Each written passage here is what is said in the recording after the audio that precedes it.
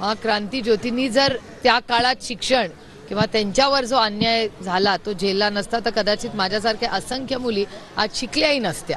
त्यामुळे आम्ही जे तुमच्या समोर उभे आहोत त्याच्या मागे खूप मोठी ताकद ही क्रांती ज्योती, महात्मा ज्योतिबा फुले, आंबेडकर आणि आंबेडकर साहेबांची या सगळ्या मोठे जे नेते होऊन गेले, हे सुपुत्र होऊन गेले, ही भारताची रत्न होऊन गेली, त्याच्यामुळे आज आम्ही हा जो मोकळा श्वास आणि समतेची भाषा जी आम्ही बोलू शकतो आज, त्याच्या मागे या सगळ्या लोकांचं, या थोर नेत्यांचं खूप मोठं योगदान आणि त्याग राहिलेलं आहे। भुजबळ आणि साहेब एकत्र येत आहेत।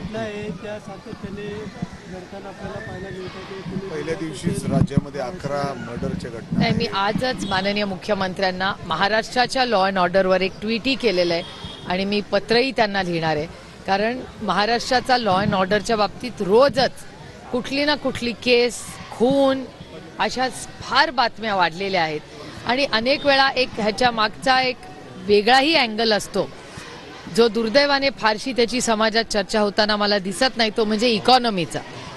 अनेक वेळा क्राईम जेव्हा वाढतो त्याचं खूपचं नातं हे इकॉनॉमिक्सचीही असतं, त्याच्यामुळे ह्या सगळ्या गोष्टीचा फार गांभीर्याने एवढं मोठं मॅन्डेट या सरकारला मिळालेलं आहे, जे एवढं मोठं मॅन्डेट मिळालेल्या सरकारची कालची जी कॅबिनेट झाली ही पहिली कॅबिनेट झाली। अनेकही म्हणजे तुमच्याच चॅनलवरनं आलं की काही लोकांनी पदभार घेतलेले नाहीत, तर मुख्यमंत्र्यांनी काल असं तुमच्याच चॅनलवर सांगण्यात आलं की मुख्यमंत्र्यांनी आता सगळ्यांना टार्गेट्स दिलेले आहेत की सगळ्यांनी आता चार्ज घेतलाच पाहिजे, कामाला लागलंच पाहिजे।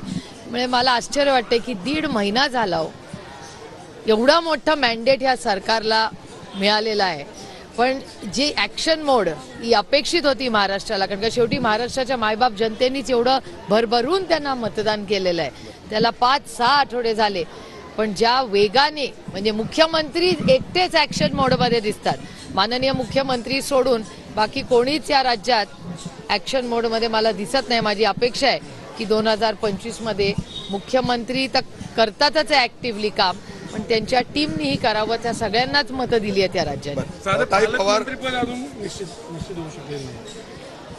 आता हा प्रश्न तुम्हाला माननीय मुख्यमंत्री येणार आहेत त्यांना विचारायला लागेल, कारण का त्यांच्या सरकारचा अंतर्गत प्रश्न येतो। पवार कुटुंबीय बीडला आता अजितदादांना पालकमंत्रीपद दिले जाणार असेल चर्चा होते, तिथले एकूण सगळे वाद बघतात। मला कसं माहिती असेल, मी विरोधी पक्षात आहे, मला पवार कुटुंबियामध्ये